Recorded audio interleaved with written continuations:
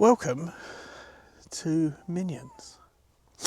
I'm currently stood in the highest village in Cornwall. It's the 4th of January 2026 and the weather, I think it's best to say, is looking rather ominous. Village here is 299 metres above sea level. Caradon Hill just there, significantly higher. And that transmitter tower there is where West Devon and East Cornwall get their television signal from. This location is idyllic. Just a couple of hundred people live in Minions now. It's a tiny little village and it's an absolute nightmare to get to. But once upon a time, somebody felt the need to build these engine houses. And if we come down here, you can see the remains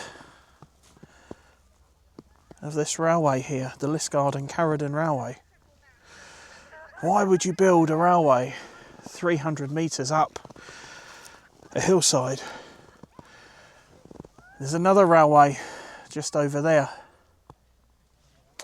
In fact, this railway went all the way around Caradon Hill. And another one was built the other side of Caradon Hill. There was a real network of transport here. This was one of the first railways in Cornwall. Not much of it remains.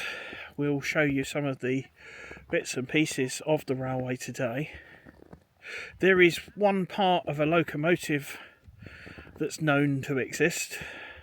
That can be found at the Bodmin and Wenford Steam Railway on the platform at Bodmin General Station, and it's a firebox from Caradon, one of the locomotives, one of the steam locomotives that used to work on this railway.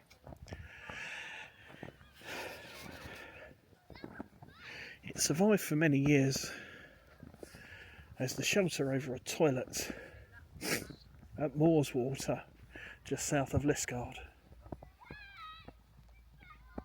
But I digress. Other than the fact it's stunningly beautiful up here in the snow, why on earth would you build a railway up here for a place with just a couple of hundred people? Well, let's have a look around. I mean, there's some real clues. If you look over here, you can see not one, but two engine houses on Caradon Hill. And actually, if you look behind me, you can see a third engine house just peeking out through the trees there. This, ladies and gentlemen, was just about as dense a mining district as there ever was in Cornwall. An awful lot of tin and copper came out of the ground in this part of Cornwall, and there is evidence for that all over the place. You can you see these little tufts, these little mounds that poke out of the ground here? Well, each one of those is a trial excavation, and they've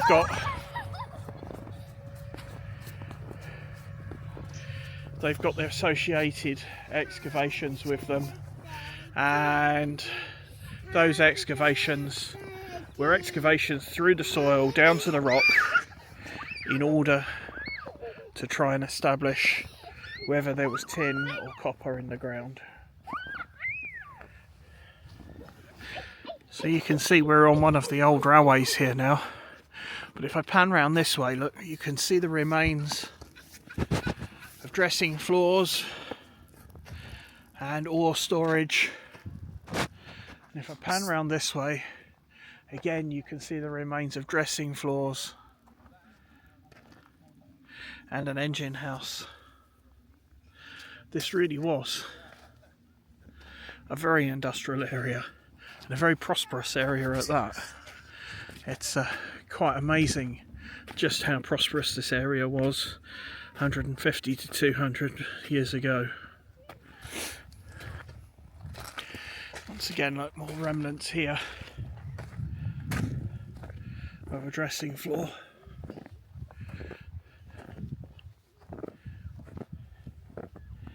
I love the sound that the snow makes. So there's Caradon Hill.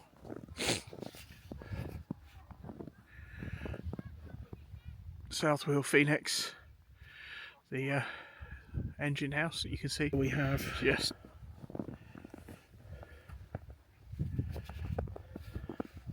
you can see a lot of the dressing floors in Cornwall, predominantly gravity fed. So you can see the ore would have been loaded up at this high level and fed down through the various stages. And that other railway that we saw further on, the lower of the two railways, runs just down there, and the ore would have been loaded into wagons just at the bottom of those dressing floors. So I've come further along the railway, the old railway, and you can see the path here. It's a path, very much path now, all the rails have gone. There are some sections of this railway and the other railway further down the hill where you can actually still see some of the granite sets. The railways around here, particularly the early railways in Cornwall, were built with granite sets rather than timber sleepers. It was done for two reasons. Firstly, because there wasn't very much timber in Cornwall, but granite was a great commodity. And secondly, because if you laid longitudinal sleepers, these were early horse-drawn tramways, and the horse would have tripped over the sleepers. You can see there's another mine down there, just this side of the snowstorm. That's South Wheel Phoenix. And if I pan around this way, you can see that there are some big old quarries around here as well. So just to the right of the trees is the slag heap from Cheese Ring Quarry, and just see if we can zoom in on that. You can just about see the slag heaps from Cheese Ring Quarry, and then further around we've got some other quarries as well. The quarry waste being far more jagged and different from the natural hillsides around here, which tend to be fairly smooth. We'll just walk a little bit further along this old tramway here. Tramway or railway, whichever you prefer, it's been both at some stage. And we'll see the Cheese Ring Quarry itself as we go past these trees. So let's zoom in, and you can see the Cheese Ring Quarry. It's this beautiful, looks like a granite cliff now, but effectively one half of that hillside has been completely taken away using little Moorland primitive hand tools, maybe a bit of black powder. A significant part of it ended up down there as slag, so unusable. But at least some of the rock from that quarry now currently resides on Tower Bridge in London, and it's gone on to clad or build all sorts of famous buildings right around the country. It's a beautiful blue granite and absolutely fantastic, and it's just got a fantastic quality to it, which is why the quarry was one of the last to work on Bodmin Moor. I'll just zoom out and pan around. We're not actually that far above the snow line here, probably only about 30 or 40 metres above the snow line, and you can see there's a light dusting in some of the fields, but not much. You can see Wheel Phoenix there. If I pan back round towards Caradon Hill, you can just about see that poking above the the ground there. We could see Dartmoor earlier, but there's another wave of showers come in, which means that we can't see it anymore. So we're just walking up the old railway here, and there's an interesting feature here that just lets you know where you are and just reminds you about some of the dangers about being here as well. So we're just going to walk a little bit further up here. You can see there's a gate across the track in front of me.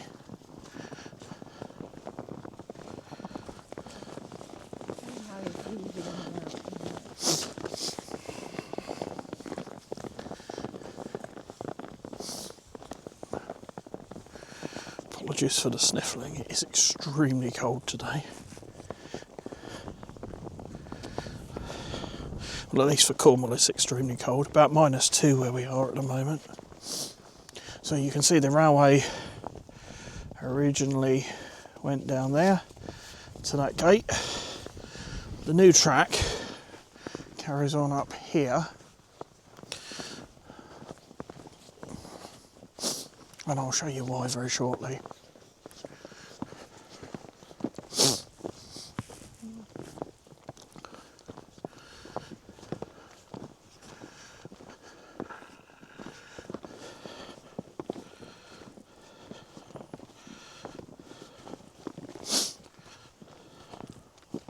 So I remember walking across along that track up until about 10, maybe 15 years ago.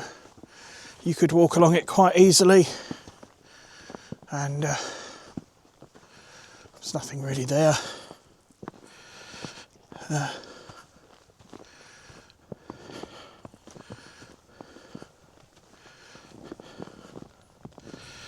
What we'll do is we'll just deviate off of this track here for a second.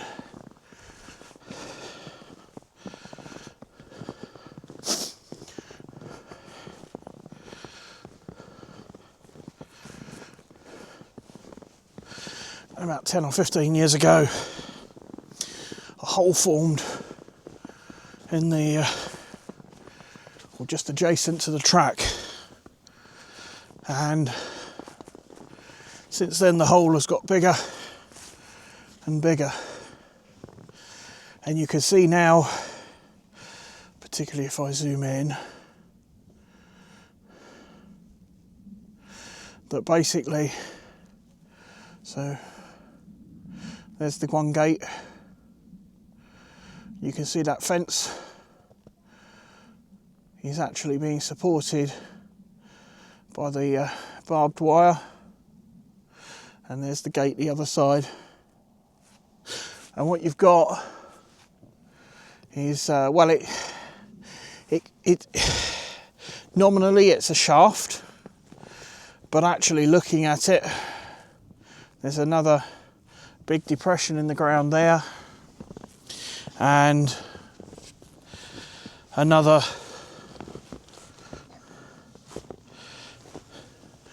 big series of excavations there that are all fenced off as well. So my suspicion is that actually this is a stope working, and what's happened is part of the stope has collapsed. So the difference between a shaft and a stope on the surface is that the shaft will be a rectangular or circular feature and a point feature, whereas a stope will be a linear feature. And the stope is basically the surface outcrop, the place on the surface where the mineral ore comes to surface.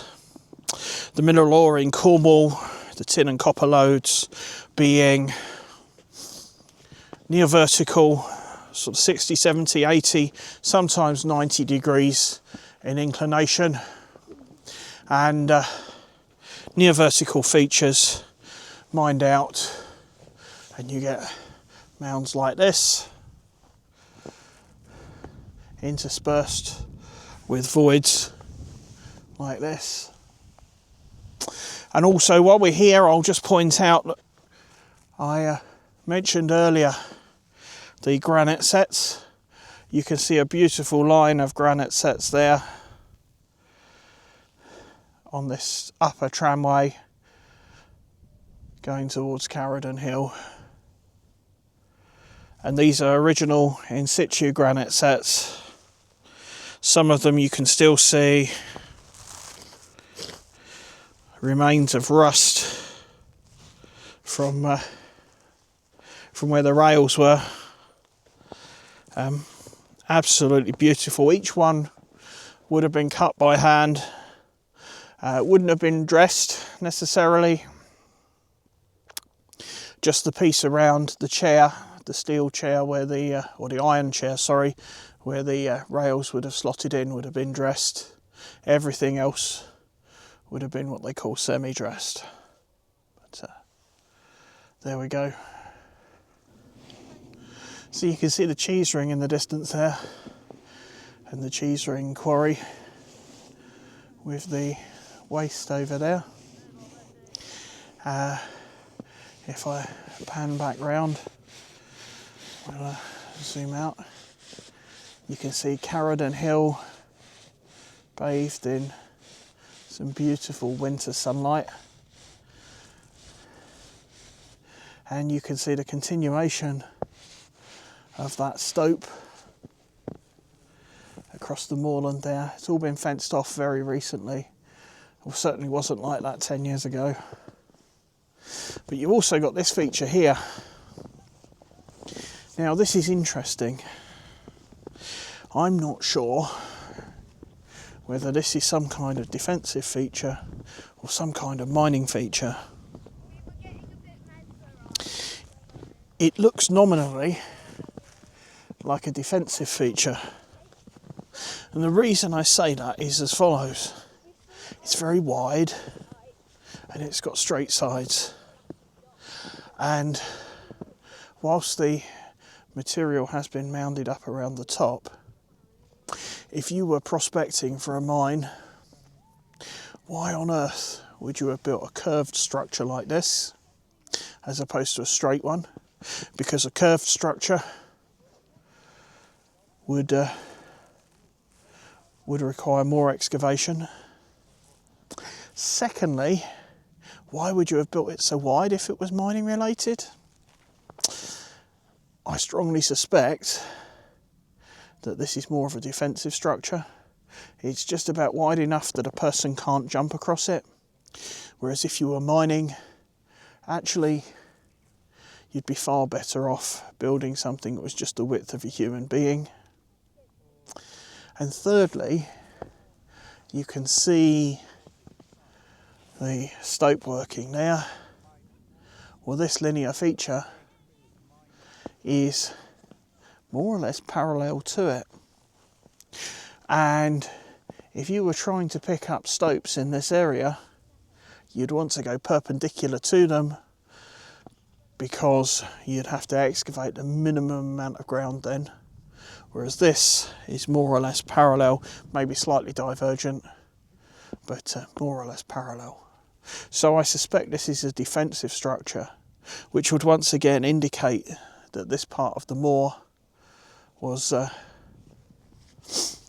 occupied much further ago. It could also be a peat pass. Up on Dartmoor,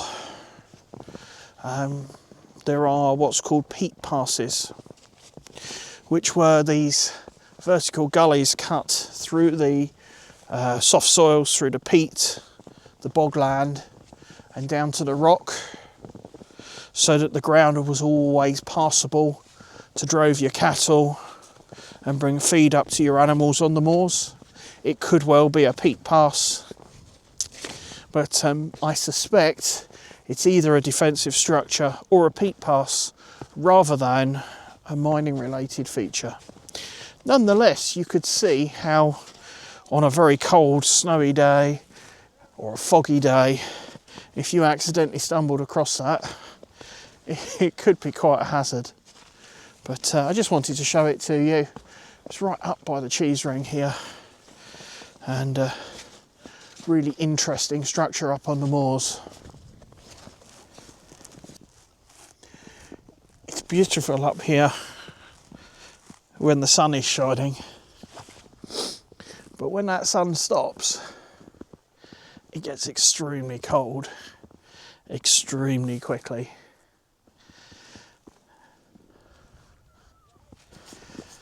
So we have here lots of holes in the ground. Now, whereas we were looking at that other structure just now and debating whether or not it was a defensive structure or a peat pass or what it might have been, these are more or less guarantee are mining features. So we have a series of holes in the ground. Look at them extending in a big line right across the moor here. And this is, in fact that one's very deep. There's a mine shaft here. So this is the top end of that mineral lode structure, and you can see this has been, the sign says this is a shaft, and it's about the right size and about the right shape for it to be a shaft, so I have no reason to doubt the sign. But effectively these features here are what we might refer to as trial pits or trial workings. So we know from the peat pass or the defensive structure that the peat layer here is about 2 meters thick. These excavations will have been made down to the bottom of that peat layer to expose the rock and to have a look for evidence of mineralisation. If you think about it, it's far easier to dig a series of pits 10, 15 metres apart, possibly even 5 metres apart here along the line of the mineral lode, than it is to dig a tunnel underneath with all of the shoring required, especially if you're not excavating the rock. And therefore that's what the early prospectors used to do. They wouldn't dig any more ground than they absolutely had to. And so that's what you've got here. There's another sign up here saying mine shaft, so we'll just go and have a quick look at that, see if it's anything interesting. Like I said, the fencing actually doesn't look that new here, but this whole area wasn't fenced off last time I came. It's really interesting to see that it has now been fenced off. Somebody's obviously done a risk assessment and decided that it was far too dangerous to leave it open. It costs a lot of money to fence off features like this, particularly on open moorland. So this says danger mine shaft.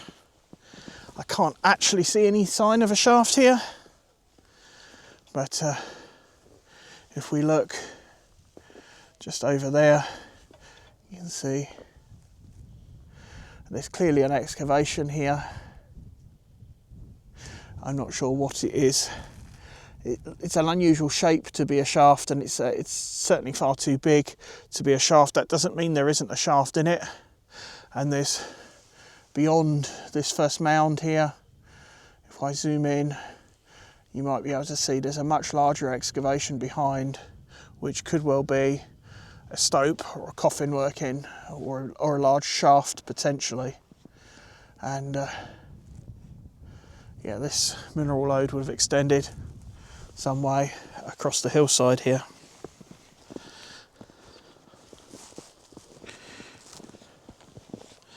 Just walking back across the moor, a couple of sets of footprints, but effectively completely untouched snow here. It's absolutely beautiful. It's only a couple of inches deep, but it's enough to blanket the hillside, and it's just incredibly beautiful. More of these trial workings here. If I pan around, you can see them. Be able to, let me see if I can zoom up a bit, pan up a bit. More trial workings here. And you can see there's a granite monolith there as well. See if we can get the sun behind it.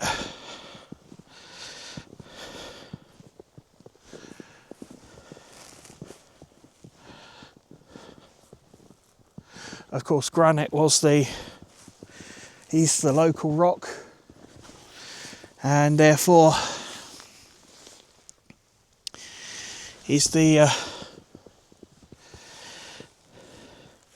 most common rock around here. So if you see anything built up on the moors, it'll almost certainly be constructed of granite.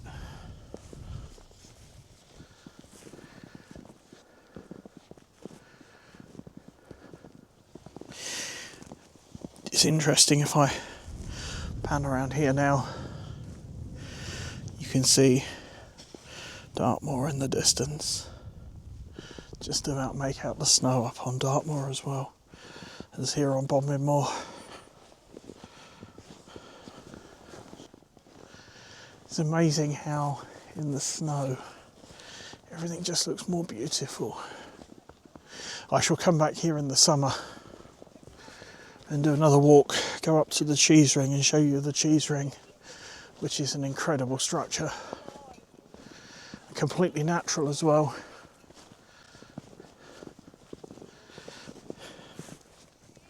I don't know if you can notice, but on the hill just in front of us, there is there's a little mound just in front of us,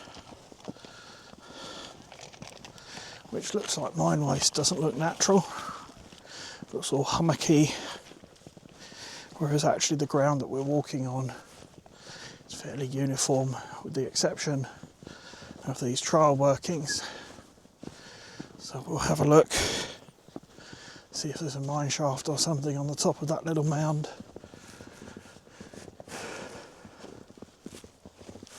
See if there's something that we can have a look at.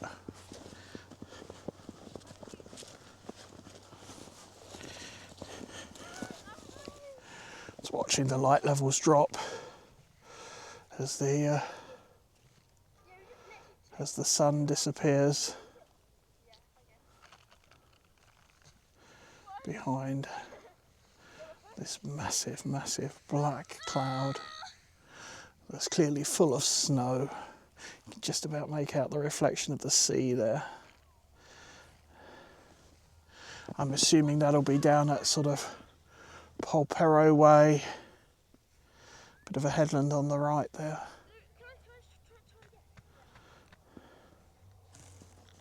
That big cloud looks as if it's headed this way. It is massive, and it has clearly got an awful lot of snow to dump in it. I'll just do a quick panorama while we're here. You can just see the shadow extending out. I'm going to zoom in so you can see Dartmoor in the distance there. And then back towards the cheese ring. Just fantastic. Right, so what do we have here? We've climbed up onto the top of that mound, and in the centre here we've got a suspicious looking shape here, and this is undoubtedly a capped mine shaft. Well, I assume it's capped, might not be, but there's some kind of shaft in there obviously. I'm assuming it's capped as opposed to filled. It might be filled up to the top. I think that's quite unlikely. I suspect there's a cap and then it's fill material on top. More worryingly, we've got excavations like this one around the side, which looks, I mean, That looks to be some kind of opening. Maybe it isn't a shaft, maybe it's a cairn of some kind, but that's definitely some kind of opening in there. And not quite sure how far we can see in there. I'm not really sure I want to climb down there and have a look. Maybe we could just have a... No, it's too slippery to get down there and have a look. But you can see, look, there's some kind of opening in there. And some kind of chamber.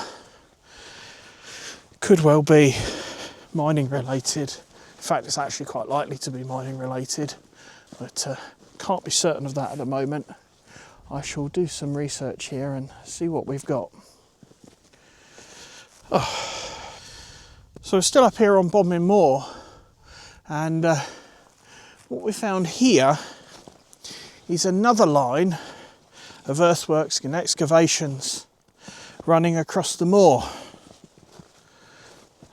This one's far less well defined than the one that's fenced off, but you can see, if I pan down here, that you've got lots of very narrow excavations here that are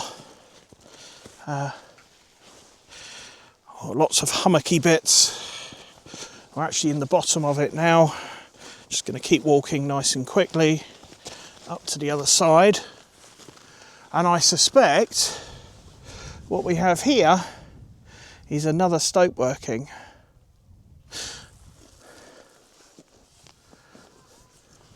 Doesn't look anywhere near continuous enough to be a peat pass or a defensive structure. And it's very linear. Lots of discrete mounds, whereas the other structure that we saw had the soil placed very deliberately at the sides.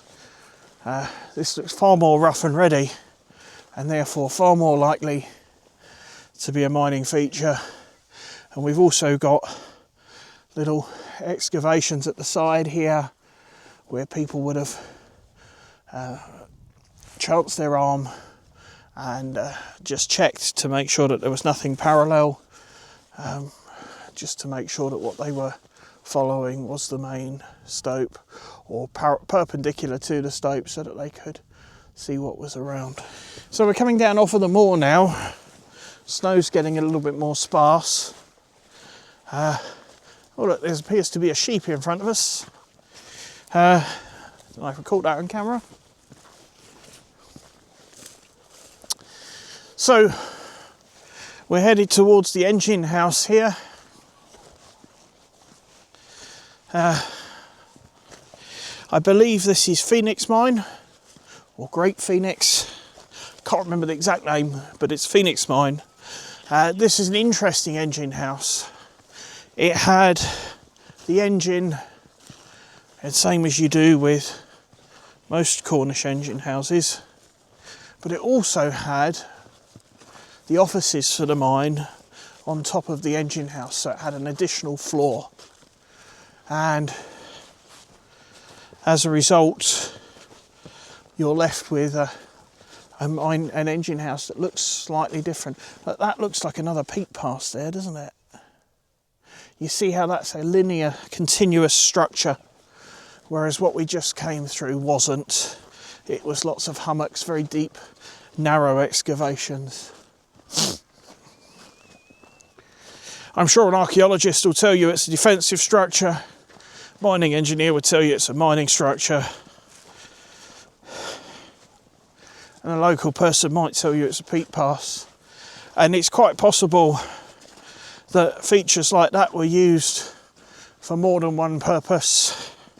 You know, if you were constructing or if you were doing early exploration, why wouldn't you use your peat pass, which is already there, to help you find it?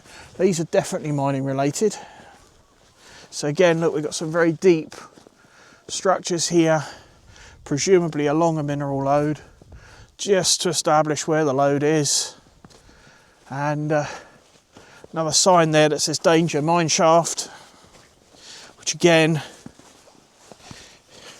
is fenced off now. Nice modern fencing, part of the World Heritage Site, and you can see some of the workings there. Again, open stope workings probably, rather than discrete shafts.